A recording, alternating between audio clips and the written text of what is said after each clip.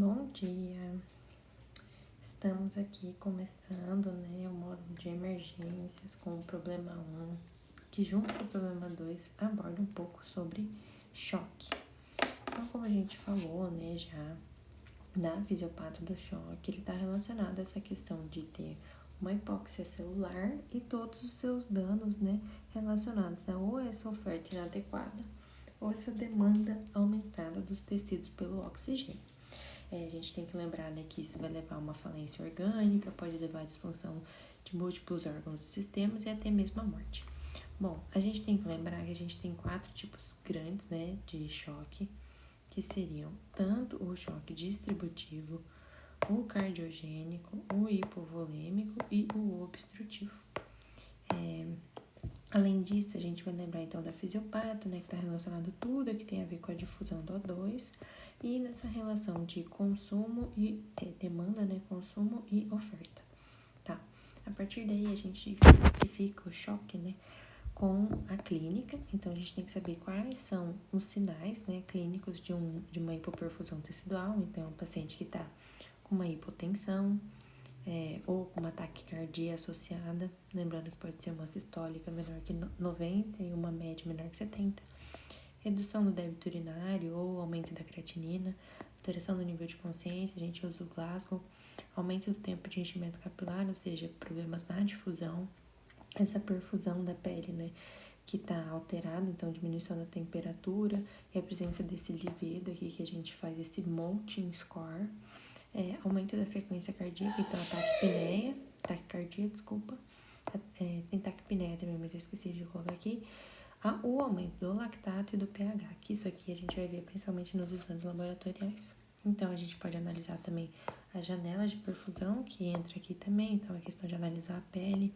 renal, sistema nervoso central e outras disfunções, então, sistema respiratório, taquipneia, todas as alterações do cardiovascular que a gente falou, danos hepáticos, principalmente aumento da bilirrubina, a gente vai ver isso aqui principalmente no SOFA, da sepse, e os danos hematológicos, que é quando o paciente tem realmente esse aumento do NR, aumento da bilirrubina também por destruição das hemácias.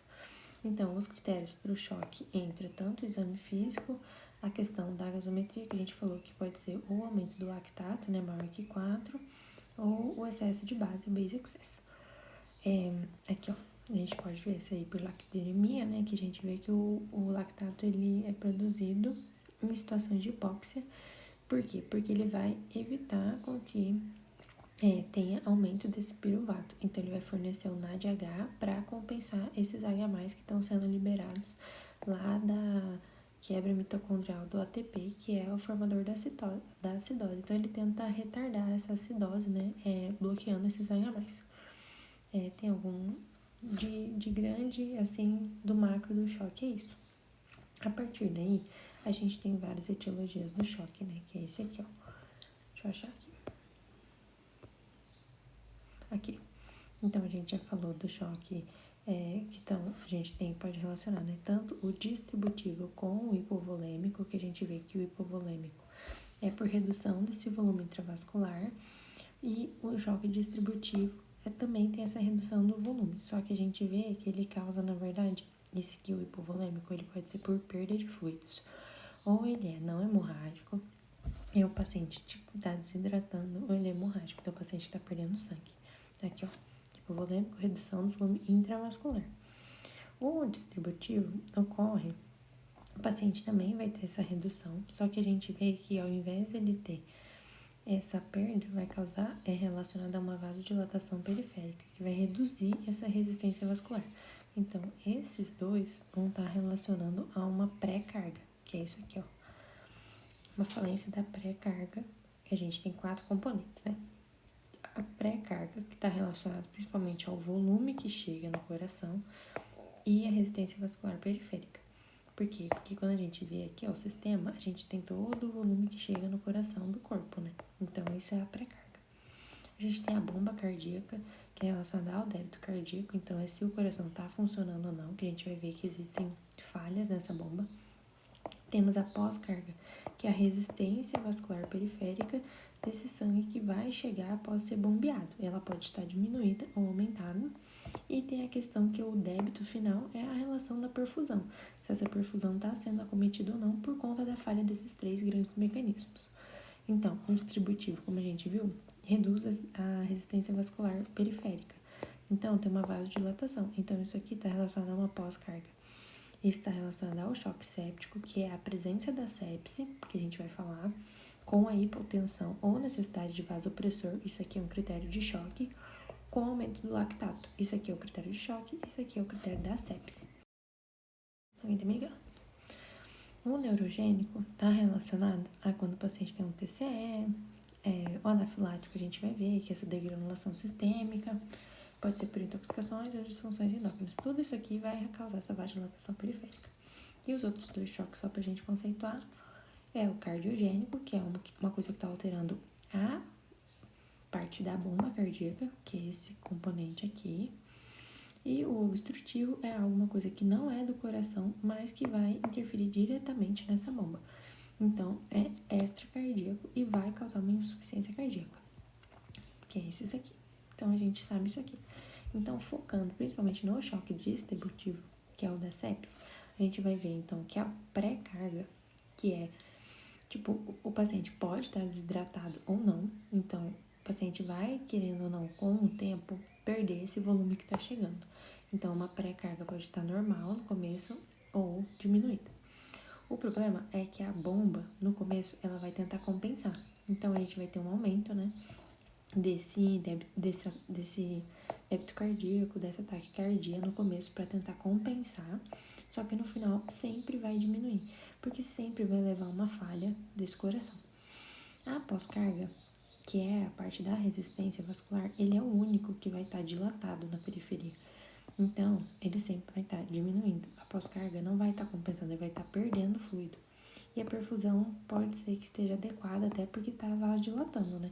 Mas depois, no final, vai acabar entrando em hipóxia. Então, voltando aqui na sepse. Como a gente falou, a sepse, ela é uma síndrome clínica que tem várias alterações que vai culminar também em disfunção orgânica. Por isso que ela leva a choque. Então, sempre ela é secundária a uma inflamação que está relacionada a uma infecção. E aí, antes se perguntava, a sepse, ela é uma infecção generalizada? Não, a sepse não é uma infecção generalizada. A sepse, ela é uma resposta inflamatória sistêmica desregulada. É inflamação contra algum foco infeccioso que a gente não sabe de onde é no começo.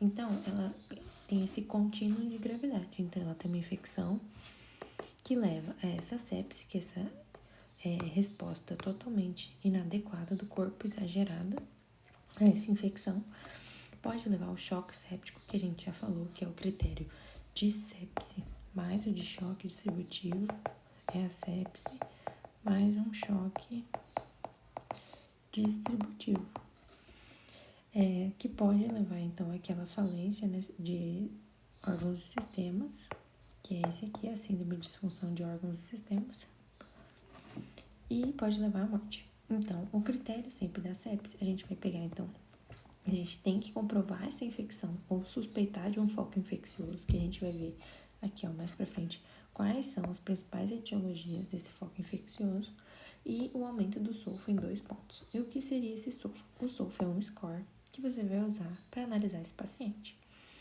Esse score a gente vai avaliar, então, maior que 2 pontos para classificar como sepse. Então, a gente vai usar aquelas janelas lá que a gente já tinha visto.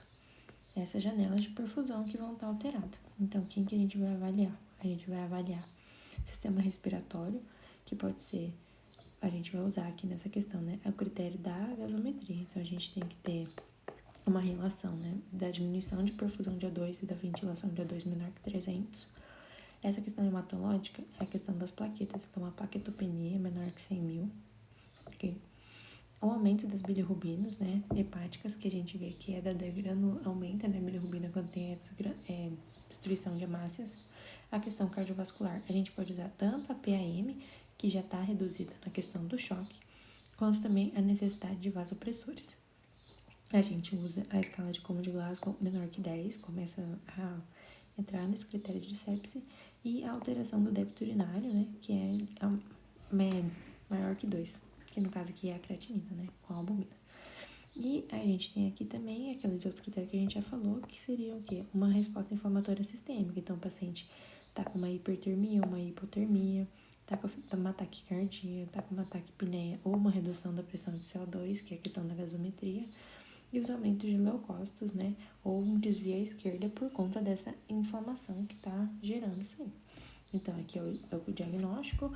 Sempre a gente utilizar mais que 2 pontos no SOFA, ou a gente pode fazer uma triagem rápida, né? Que seria o Quick SOFA, né? Que é mais rápido, que a gente vê taquipneia, alteração do nível de consciência e PAS e pressão arterial diminuída, né? PAS diminuída.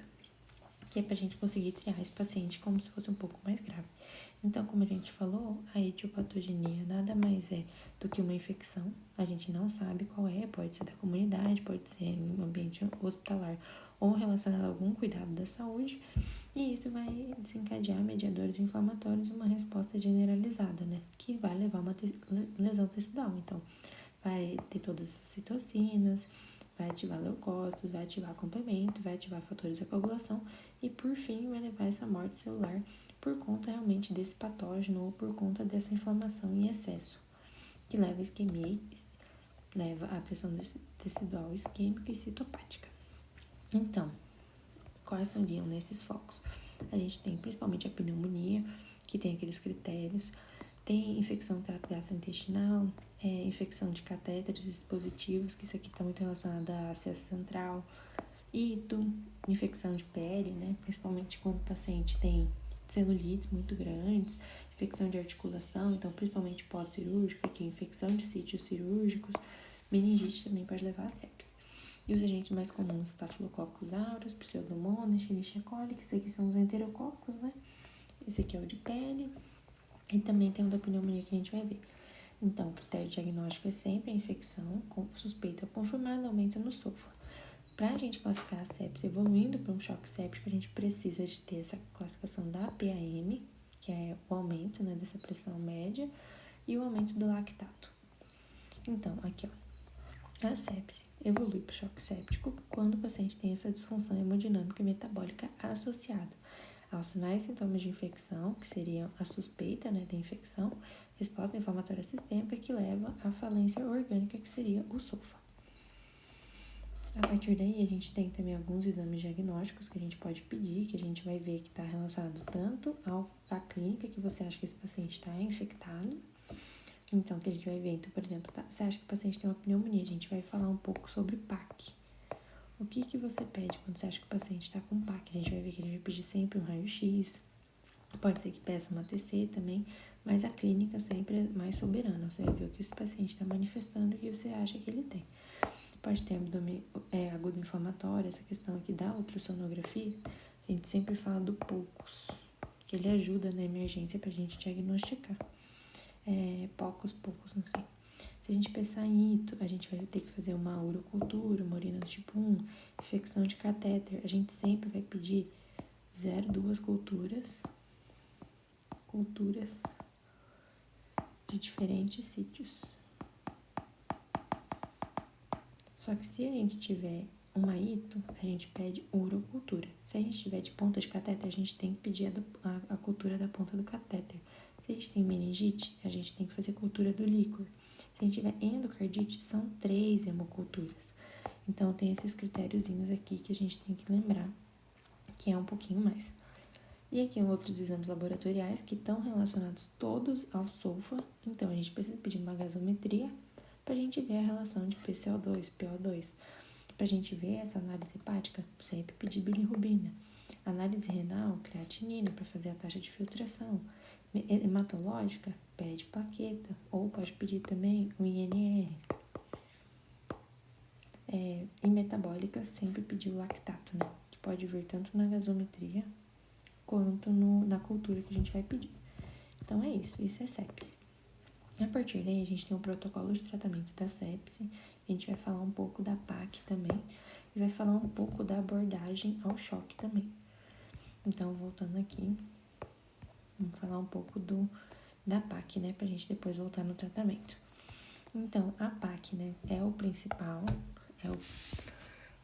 é o primeiro fator etiológico da sepse.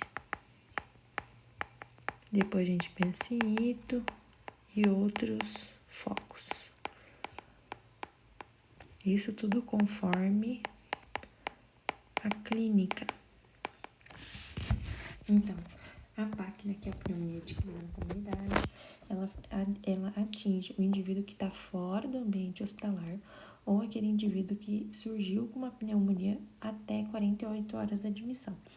Não é PAC quando o paciente ele foi hospitalizado ou seja, ele ficou internado durante mais que 2 dias no hospital nos últimos 3 meses. Ele é de casa de repouso, porque a gente vê que isso aqui tem muita bactéria resistente. Paciente que faz hemodiálise, ou seja, um paciente que praticamente mora no hospital. Paciente que recebeu quimioterapia, ou seja, ele tem imunodepressão ou antibiótico IV em 30 dias. Isso aqui não é PAC, isso aqui a gente vai pensar em outros agentes. Então, o quadro clínico da pneumonia é sempre uma IVAS. Então, o paciente começa com aqueles pródromos, de infecção de trato respiratório, o início súbito. Então, o paciente tem febre, na maioria das vezes 20% não tem, então é um pouco inespecífico. A tosse, ela pode ser sem expectoração no começo, mas ela sempre vai evoluir como purulenta ou pio-sanguinolenta, dispneia, sinais de esforço respiratório, e pode ter uma dor torácica ventilatória dependente, porque a gente vai ver que a pneumonia dá consolidação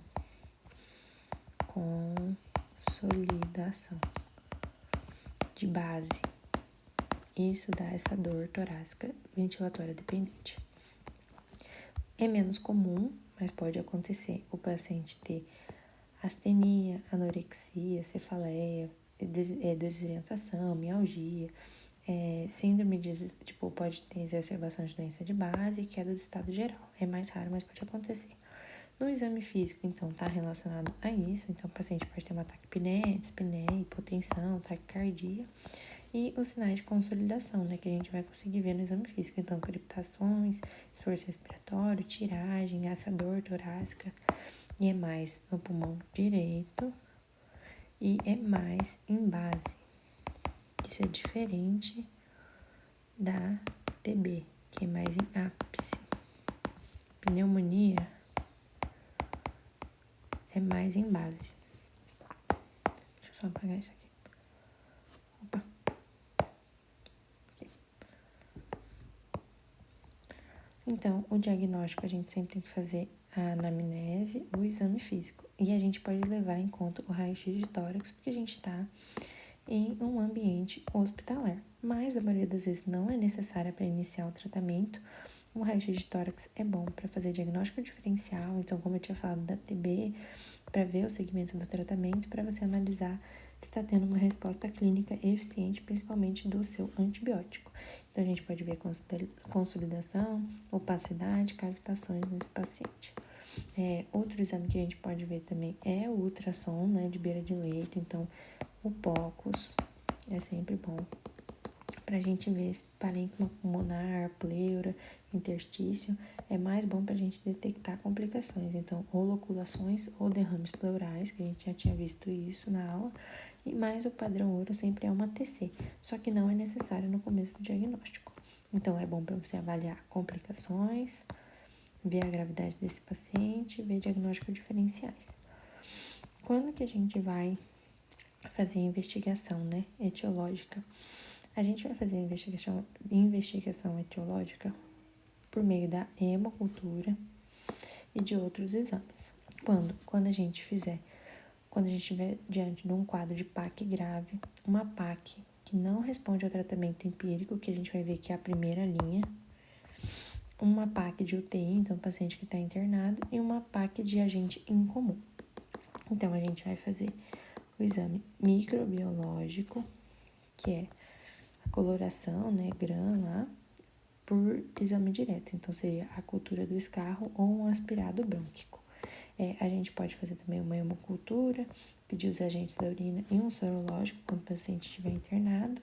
E aí, nesse caso, a gente pode fazer uma broncoscopia quando é muito grave, um aspirado endotraqueal, um lavado brônquico e até mesmo uma toracocentese se esse paciente tiver um derrame pleural. Então, esses são os testes, No geral, a gente vai fazer uma hemocultura, que é a cultura do sangue, ou fazer uma coleta desses carros, né? Lembrando que esses carros tem que ter, no mínimo, tem que ter menos de 10 células epiteliais, mais de polimorfo nuclear, mais de 25, e tem que ter esse diplococo aqui maior que 10 para ser um exame válido. A partir daí, então, você tá com um paciente que tem um exame físico, uma história, uma anamnese, uma clínica compatível com o PAC. Você pode pedir um exame de imagem para esse paciente, um ATC, um raio-x, que é o primeiro, ou um ultrassom de beira de leito. E você pode pensar, como que eu vou pensar se eu vou fazer a investigação etiológica? Porque a gente vai fazer a estratificação de gravidade desse paciente, para ver tanto o local de tratamento se vai ser ambulatorial ou vai ficar internado, e na internação a gente vai ver se é na enfermaria ou em UTI.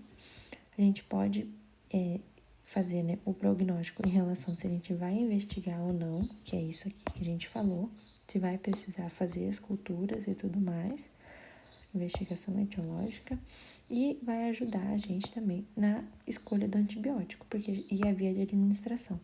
Por quê? Porque o agente está relacionado à gravidade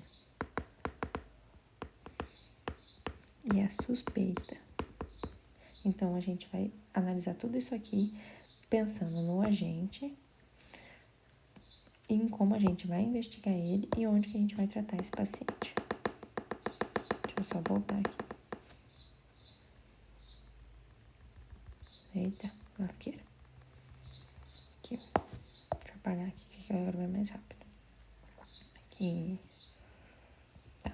E como que a gente estratifica a gravidade? Através do CURB-65 ou do CRB-65, que a gente vai fazer com o CURB-65, a gente vai estratificar conforme o mnemônico. Então, o C é de confusão mental, então o Glasgow menor que 8. O U, que a gente pode ou não usar, se a gente fizer CRS no 65, é questão do aumento da ureia. O R é de respiração, então é uma taquipneia maior que 30. O B é de blood pressure, né, que é pressão, então que é uma sistólica menor que 90 e uma diastólica menor que 60. E o 65 é a questão da idade. Se o paciente vai fazer uma somatória desses pontos, né?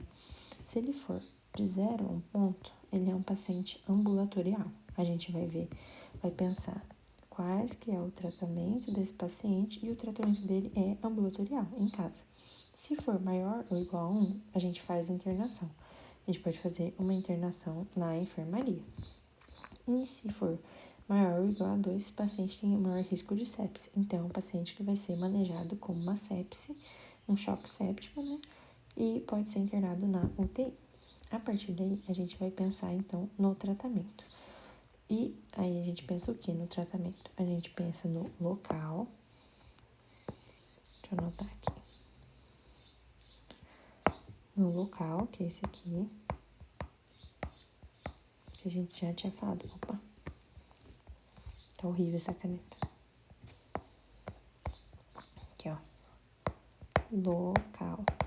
Se é ambulatorial, você vai ficar internado. A duração desse antibiótico e na conduta, se for uma PAC mais grave. Então, se for um paciente ambulatorial, então, por exemplo, é um paciente no ambulatorial, a gente tem que ver se ele tem comorbidade, que é essa parte aqui, ou se ele é um paciente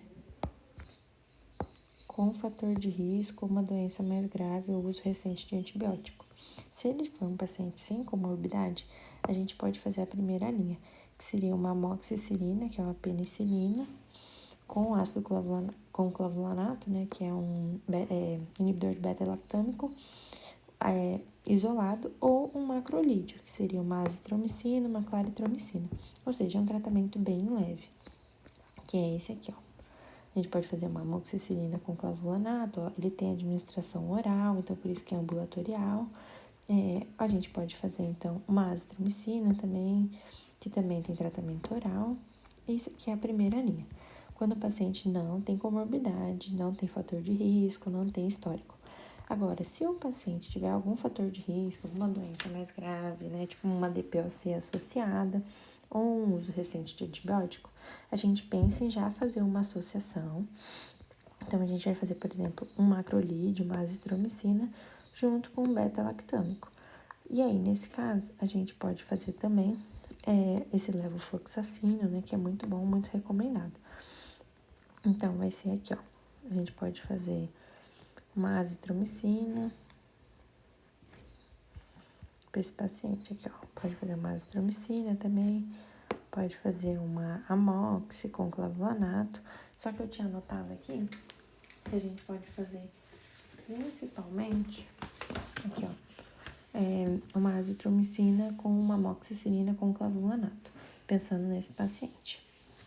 Então, uma amoxicilina com clavulanato e uma azitromicina, que é o mais recomendado. Tá, agora a gente vai pensar no paciente que vai internar. Ele pode ser um paciente que vai internar na enfermaria ou um paciente que vai para UTI, que é um paciente mais grave. Se o paciente for internado numa enfermaria, a gente pode fazer uma cefalosporina de terceira geração, ceftriaxona, ou uma ampicilina, né, que a gente já tinha falado. Não tinha falado ainda. Pode fazer uma ampicilina também. Ou a gente pode fazer uma ampicilina, né, com um macrolídeo. Então, é a mesma forma que a gente tinha visto que trata. Só que nesse caso, a gente vai fazer tudo aqui. Esse tratamento aqui vai ser IV. A gente tinha falado ali que era oral, aqui vai ser tudo IV. A gente pode fazer, então, também uma CEF, né, com amoxicilina com clavulanato. Só que nesse caso aqui, a gente pode fazer um levofloxacino. Nesse caso aqui, a gente vê, né, que a gente vai falar do levofloxacino, que vem aqui em antibióticos, que ele é uma fluoquinolona, né? As fluoquinolonas têm todos aqueles efeitos colaterais, né? Então, induz a resistência, induz vários outros problemas, então por isso que a gente faz ele sempre em ambiente hospitalar. Mas a gente pode manter, né, com uma... a gente pode fazer, então, uma fluoquinolona, né, que nesse caso é uma fluoquinolona respiratória, ou a gente pode sempre fazer a associação de um beta-lactâmico com um macrolídeo nesse paciente. Lembrar que essa administração sempre vai ser IV, né, e que vai ter a gente vai falar um pouco mais da questão da duração, tá? Agora, se a gente tá pensando num paciente que vai tratar internado em UTI, a gente vai pensar que é um paciente mais resistente, digamos assim. Então, a gente também vai pensar em fazer uma cefalosporina com uma quinolona, ou como a gente já falado, né, um macrolídeo com um beta-lactâmico ou uma cefalosporina. Só que o que vai durar? Aí a gente também tem a terapia-alvo específica, só que isso aqui, a gente pensa todo esse primeiro tratamento aqui que a gente falou, todo esse aqui, é o tratamento primordial, né? Então, tudo isso aqui é o empírico. É o que a gente vai fazer sem saber quem é o agente. Então, tipo a primeira vez, no momento da internação. Depois a gente vai fazer aquelas culturas. Depois que a gente fizer a cultura, a gente vai saber qual que é e aí vai fazer a terapia-alvo específica para saber se o paciente é resistente ou não. Tá, e quanto tempo que a gente vai fazer esses antibióticos aqui empíricos para saber se esse paciente vai ter boa resposta ou não? A gente pensa, então, em pelo menos 5 dias, até que o paciente não tenha sinais de instabilidade clínica ou ele teve 40 a 72 horas sem febre. Isso aqui é no paciente ambulatorial. Então, aqui, ó, paciente ambulatorial, não graves, ou PAC não complicada, a gente faz 5 a 7 dias de antibiótico. Leve e moderada, que até 7 dias a gente pode fazer. De baixa gravidade, 5 dias de antibiótico. Moderada grave, 7 a 10 dias. Como que a gente pensa na duração? A gente vem aqui, ó. Quando a gente pensa em antibiótico, aqui, ó, tempo de antibiótico. A gente sempre pensa nos dias sendo múltiplos de 5 ou 7. Então, 7 porque são dias da semana ou múltiplos de 5. Então, por exemplo, o paciente é um quadro leve ou é um tratamento domiciliar, ambulatorial, a gente pensa em até 7 dias, menos de 10 dias. Então, Se o paciente não melhorar nesses 5 a 7 dias de antibiótico, você pensa em fazer mais 5 ou 7 dias. Então, você sempre vai pensar nessa regrinha. Se o paciente está internado, a gente pensa em fazer mais de 10 dias de antibiótico.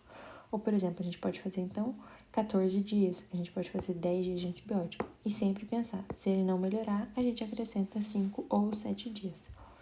E aí, a gente pensa que se esse paciente tiver problemas de osso ou de válvula cardíaca, ou seja, achou o foco, é o osso ou o coração, aí a gente vai ter que fazer um tratamento mais prolongado, que são casos mais específicos, são pacientes que têm agentes, né,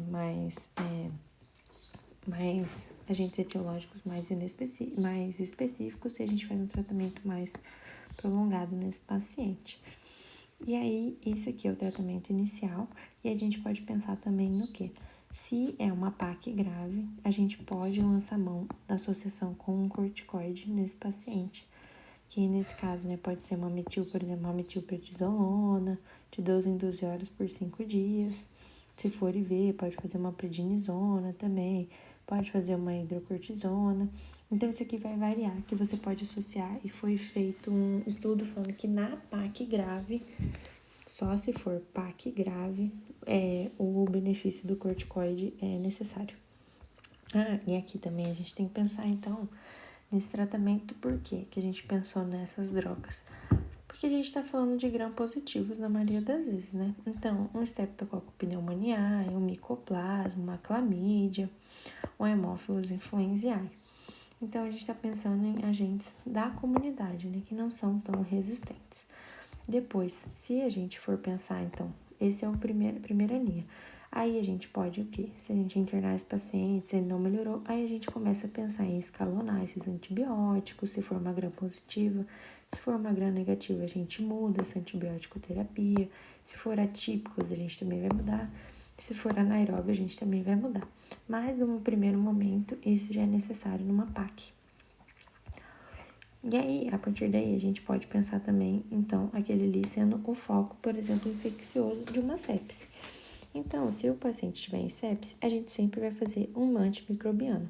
Por quê? Porque a gente está pensando que esse paciente tem uma infecção relacionada, por exemplo, à PAC, que a gente já falou, ou algum outro foco que tenha esse foco infeccioso que está gerando essa resposta inflamatória generalizada. A gente vai pedir sempre os exames laboratoriais, por quê? Porque está relacionado tanto ao SOFA, para a gente classificar esse paciente, como também está relacionado às culturas. Então, você sempre vai ter que fazer 2 amostras de culturas de locais diferentes, principalmente no pico febril. E aí, como a gente já tinha falado, a gente relaciona ao que a gente está achando. Então, por exemplo, se a gente estava pensando numa PAC, a gente faz um aspirado.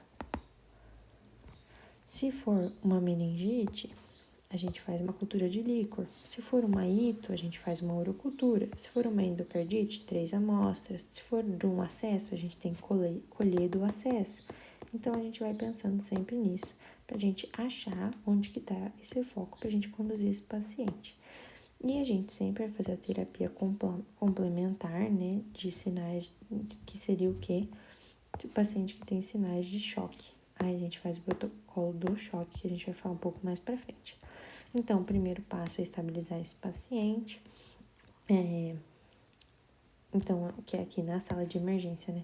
A gente fazer o diagnóstico, então, suspeitar do foco infeccioso, ou ver se esse paciente tem disfunção orgânica pra gente tratar ele como se ele fosse um choque. E a gente vai fazer, então, o suporte de antibiótico na primeira hora e o suporte para as demais disfunções, que a gente vai tratar aqui agora. Então, os antimicrobianos, então, na sepse é na primeira hora.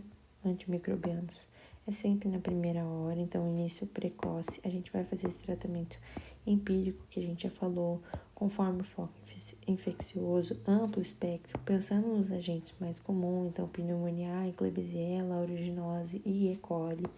Tem que avaliar se o paciente teve uso prévio de antibiótico, teve internação prévia, tem algum dispositivo, né, para a gente pensar, e pode pensar, então, em consultar a CCIH para ver quais que são os agentes mais comuns dessa região que você está trabalhando. Então, depois que a gente fizer, né, esse antibiótico de escolha de primeira hora, que seria, então, uma PAC, pensou em pneumoniae, faz uma ceftriaxona com uma azitromicina. Pensou em agentes enterobactérias, um foco de abdômen agudo, a gente vai mudar um pouco, vai fazer uma piraciclina, por exemplo, com tazobactam. Tem uma ito, a gente está pensando em E. coli ou Klebsiella, faz um ciprofloxacino que está relacionado. Meningite, ceftriaxona com ampicilina. Catéter, faz uma vancomicina, pode ser associado, né, com ceftazidima. Então, a gente começa a pensar no foco. O antibiótico é sempre pensado no foco, para depois a gente fazer a cultura, oh meu Deus, com o resultado da cultura e com o antibiograma, com a cultura, para depois a gente em si reduzir o espectro. Então, depois que a gente identificou o patógeno, fez a cultura e o antibiograma lá de pelo menos 2 focos, a gente começa a reduzir o foco desse antibiótico, que foi o que a gente já falou na PAC. Então, primeiro começa com uma coisa mais empírica, né? Depois, o segundo passo que a gente tem que pensar é se esse paciente pode estar evoluindo com um choque séptico, que a gente vai fazer a ressuscitação volêmica do choque séptico, que é, isso aqui é choque séptico. Séptico, que é a restauração do volume inicial com o cristalóide até na primeira hora, no máximo 3 horas, né? IV, bolos rápido, 30 ml por quilo. Isso aqui a gente vai ajustar conforme a fluidotolerância desse paciente, que é a resposta clínico-hemodinâmica, ou se ele for, pode fazer aqueles testes de fluido respondedor, que é a elevação das pernas lá a cada infusão, para ver se está melhorando o débito cardíaco. Isso aqui não é tão utilizado, a gente usa mais o critério de fluidotolerância no paciente. Então, aqui, ó, no choque séptico, a gente classificou esse paciente com choque séptico, que é a sepse com sinais de hipotensão, necessidade de droga vasoativa ou aumento desse lactato. Aí a gente vai pensar na conduta do choque séptico. Então, na conduta do choque séptico, como a gente falou, a gente sempre vai fazer ressuscitação volêmica para otimizar essa pré-carga desse paciente e vai ver se esse paciente respondeu ou não, que é a questão da clínica. Se ele não respondeu, a gente vai fazer o quê? A segunda abordagem desse choque, que é otimizar a pós-carga desse paciente. Ou seja, é um paciente que está hipotenso, persistente após a reposição volêmica. A gente vai sempre utilizar um vasopressor. Esse vasopressor, para a gente fazer ele, a gente precisa ter um acesso arterial central, acesso venoso central, um acesso arterial para monitorar essa pressão arterial de maneira invasiva, e a gente vai fazer as drogas vasopressoras. Essas drogas vasopressoras, a gente tem várias drogas. Como que a gente vai escolher? Primeiro, a gente vai pensar que a droga vasopressora, ela vai agir nos receptores adrenérgicos. Os receptores adrenérgicos, a gente tem vários no nosso corpo, mas o principal é o beta-1, que ele vai atuar no músculo cardíaco. Não tem problema a gente atuar nos outros também, mas o principal é a gente atuar no beta-1. Qual que a gente vai pensar? A gente tem a norepinefrina e a epinefrina, que são sempre a primeira escolha. Vão ser as primeiras drogas que a gente vai utilizar. A gente usa de 0,1 até 2 microgramas, né, por quilo por minuto da norepinefrina e até 20 microgramas por minuto da epinefrina. A gente pensa que a norepinefrina é a de primeira escolha, principalmente no choque séptico, porque ela vai aumentar essa PAN, essa pressão arterial, porque ela vai atuar tanto em alfa-1 quanto em beta-1. Então, ela é a primeira escolha no choque séptico. A epinefrina, a gente também pode utilizar só que ela tem um pouco mais, ela é mais potente conforme a dose. Então, se for em alta dose, ela vai atuar mais em alfa-adrenérgicos. Se for em baixa dose, mais em beta-adrenérgicos. Então, ela é mais utilizada em baixa dose, aqui nesse caso, para a gente fazer, né, essa questão dela ter essa vasoconstrição ou agente ionotrópico. Então, o que a gente quer é baixa dose. Então, vamos fazer esse mecanismo ionotrópico. Ela é mais utilizada no choque anafilático ou no resgate hemodinâmico nesse paciente. Por quê? Porque em alta dose ela faz essa vasoconstrição, então ela vai ter essa resposta, né? E ela é totalmente contraindicada no choque cardiogênico, porque tem risco de arritmia, de hiperlactemia, então a gente tem que maneirar ela um pouco. A gente tem que pensar que se a gente fizer tanto a norepinefrina quanto a noraepinefrina, a gente vai utilizar no máximo 1,5 microgramas por quilograma. Porque aí a gente vai fazer a associação com a segunda droga, que é a vasopressina. A vasopressina, ela tem essa dose fixa, que é de 3 a 12 ml por hora, de 0,01 a 0,04 unidade por minuto, que são as questões das ampolas. Ela é muito utilizada no choque distributivo, né, em segunda opção no choque séptico. Então, o paciente que utilizou uma nora e não respondeu, a gente vai utilizar a vasopressina em dose baixa, que é 0,04 unidades por minuto, até que o débito cardíaco se normalize. Então, e ela é bastante utilizada nos receptores alfa-1. E aí a gente vai pensar nisso. O paciente não melhorou, a gente otimizou, né? A pré-carga já. A pré-carga tá aqui, ó. Otimizou a pré-carga desse paciente. Com o volume e com o aumento da constrição periférica, com as drogas vasopressoras, a gente vai ter que pensar que esse paciente não melhorou, a gente vai ter que usar drogas vasodilatadoras. Por quê? Se a gente fez volume, a gente fez vasopressão, usou droga vasopressora, que faz constricção. Isso aqui é tudo de pré-carga. Para melhorar, né? Para não mexer na bomba e tentar melhorar o débito cardíaco e não funcionou, a gente vai ter que fazer uma coisa que é meio estranha. A gente vai ter que fazer o quê? Uma vasodilatação. Porque se a gente, às vezes, vasodilatar, pode ser que a gente vai facilitar essa bomba cardíaca. A gente vai diminuir a pós-carga desse paciente e, às vezes, pode auxiliar esse coração a aumentar o débito cardíaco, porque vai ter uma menor resistência periférica. Pode ser que facilite esse coração a bombear e dê um push, assim, uma ajuda. Então, é estranho, mas a gente vai utilizar como segunda opção, né? Se não melhorou toda essa otimização da pré-carga, a gente vai utilizar, vai mexer na pós-carga, que aí são as drogas vasodilatadoras. Só que tem que tomar cuidado, né? Sempre tem que estar com uma pressão sistólica adequada, né? Porque senão não vai adiantar nada. E aí a gente tem duas opções, que é o Unipride, que é o nitroprussiato de sódio, ou o Tridil, que é a nitroglicerina. Os dois são fáceis porque eles vão utilizar a mesma dose, que é 0,5 a 10 microgramas por quilo por minuto. E a gente vai fazer sempre ele em ampola no soro glicosado, mais ou menos 200 ml, 240 ml por ampola. O que a gente tem que saber?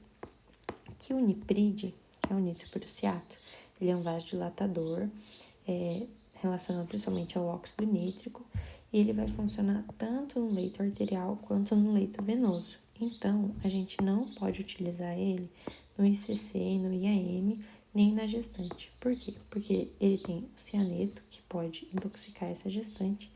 Como ele vai atuar no leito arterial, ele pode fazer ele pode dilatar essa artéria. Se ele dilata essa artéria coronariana, ele vai acabar com que vai dilatar. Espera aí. se ele dilata a artéria, ele vai diminuir o fluxo. Isso não vai fazer com que chegue tanto O2. Ele vai estar meio que poupando, entendeu? O tecido. Então, a gente não pode fazer quando o paciente tem ICC, quando o paciente está em AM.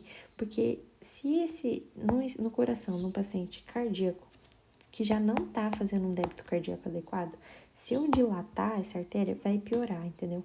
E se eu dilatar essa artéria num paciente que tá fazendo IAM, ele vai morrer. Tipo, vai morrer o miocárdio desse paciente, porque não vai estar chegando o fluxo, entendeu? Então, você não vai fazer NIPRID, que é o nitroprusiato de sódio, nesses 2 pacientes. Opa, cliquei aqui no negócio errado. Você não vai fazer, entendeu? Você vai fazer quem? Se é um paciente cardiopata, você vai fazer a nitroglicerina ou tridil, entendeu? Que é o mais adequado nesse paciente. Por quê? Porque ele vai fazer uma vasodilatação mediada de GMP cíclico, não vai mexer no óxido nítrico e ele vai ajudar ali, principalmente no paciente, né, que tá ICC e no paciente com IAM. Então é isso. No geral, no choque, você vai fazer volume nesse paciente. Fez o volume, não funcionou a reposição volêmica, você vai fazer um vasopressor. Por quê? Você vai tentar fazer uma vasoconstricção nesse paciente, que é ou com a norepinefrina ou com a epinefrina, usando no máximo 1,5 microgramas por quilo. Não funcionou? Usa a vasopressina associada em baixa dose. E aqui a gente pode também já associar o corticoide, né? Nesse caso aqui, que falam que tem aqui, baixa dose associada à vasopressina, pode fazer com corticoide, né? Nesse caso que eles viram que tem uma melhora, que é a hidrocortisona, 50 miligramas de 6 em 6 horas.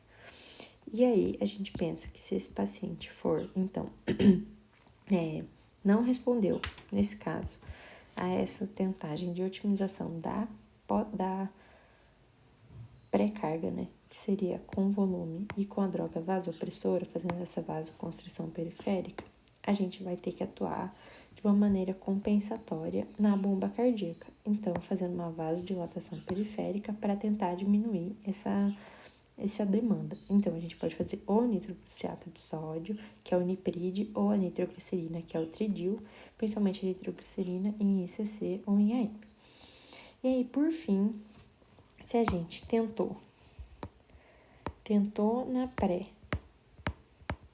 tentou na pós, carga, e não deu certo, a gente vai ter que trabalhar no último componente, que é a bomba cardíaca.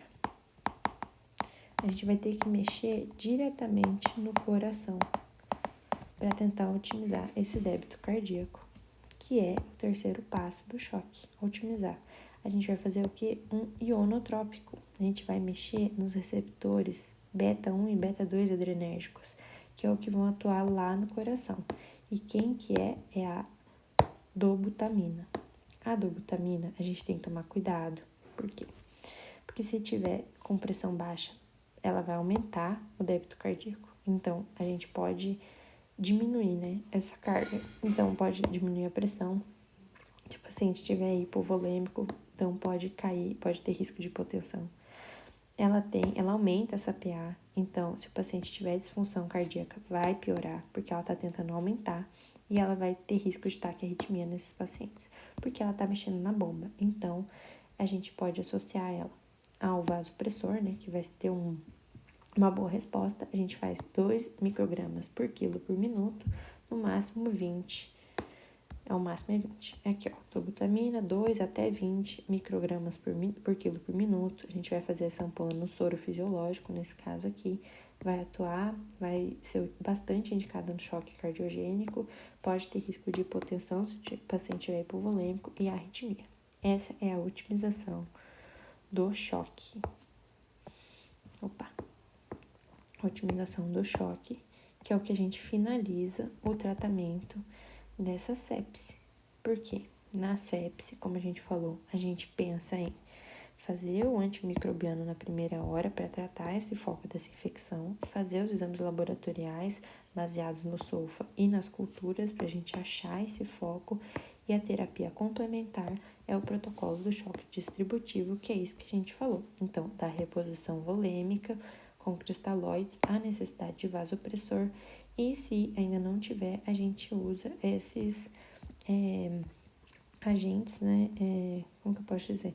Agentes ionotrópicos, né, que vão otimizar essa bomba cardíaca desse paciente nesse choque. E aí, como que a gente reavalia? A gente vai reavaliar sempre a clínica, a resposta clínica, então, com a pressão, com a diurese, com as respostas ao fluido, a resposta neurológica desse paciente, tempo de enchimento, e a gente pode fazer a segunda coleta desse lactato, que é uma gasometria, né, de segunda hora, para a gente ver se vai ter um aumento nesse score ou uma diminuição desse score SOFA, né, que é o que a gente quer.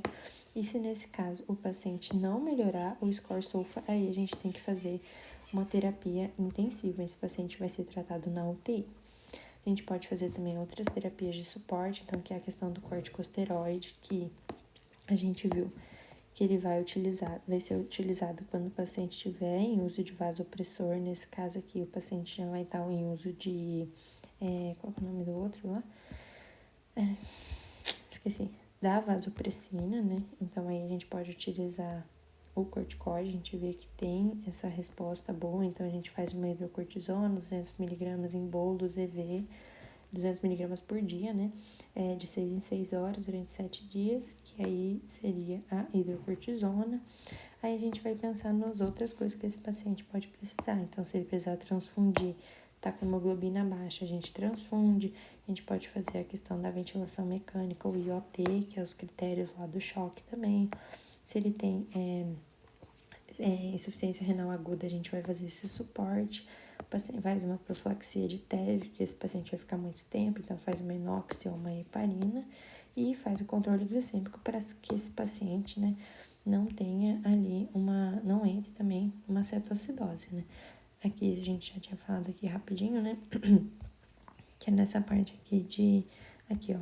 Então, pensar, né, quando que a gente vai fazer uma ventilação invasiva, como que a gente faz, né, a gente faz ela de sequência rápida para diminuir, o dano nesse paciente, ou pode fazer uma ventilação não invasiva, só que aí o transporte transfusional, e a gente sempre vai monitorar isso por meio da gasometria, né, para ver como que esse paciente tá.